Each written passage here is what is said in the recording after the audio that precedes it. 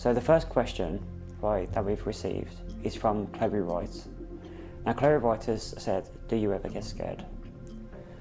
So the only time that we was ever scared is when we went to the Astro Gym, when we went into the function room, and we both felt a negative presence there.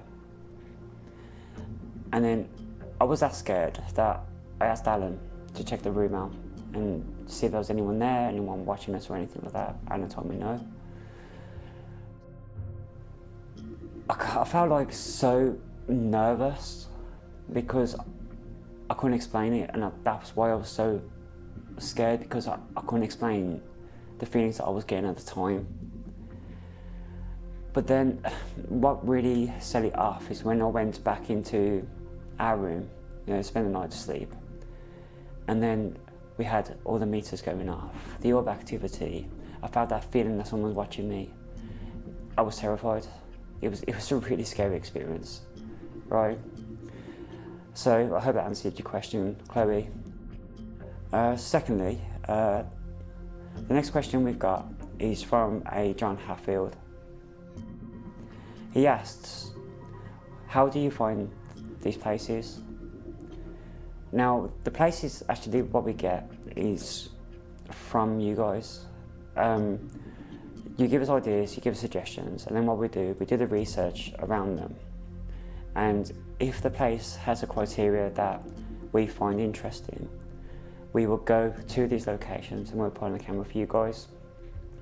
The research is pretty intense of what we do, because obviously we only want to give factual evidence on this channel, so that's what we do.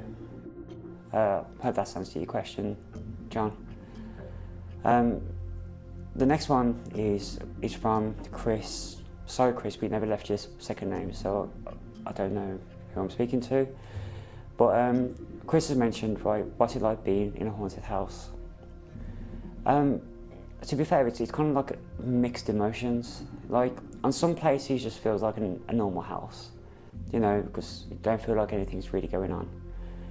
But then you get other locations where you can feel it as soon as you open the main door. You can feel like this kind of like a dread feeling,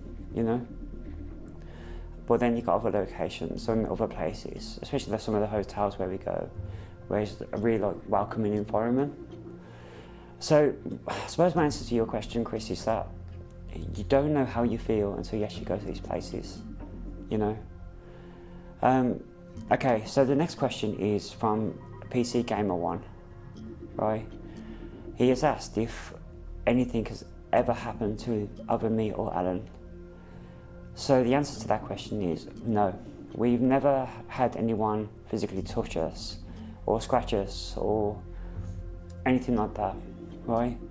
The only thing that I've experienced was having a cold spot next to me, and it's mainly feelings like you feel like someone's staring at you, you feel like someone's watching you, But having something actually physically happen to me, then I can honestly say no, okay? The final question that you guys have sent us is from Richard Harting. Richard has asked, why am I so negative about Ouija boards? Well, the answer is simple. Every single time I've used a Ouija board, in every single video on this channel, nothing's happened. And even when I was a kid, when the first time I'd done a Ouija board, same again, nothing happened. But because I'm so interested in the occult, and myths and legends and that kind of stuff, obviously the Ouija board is a big part of that.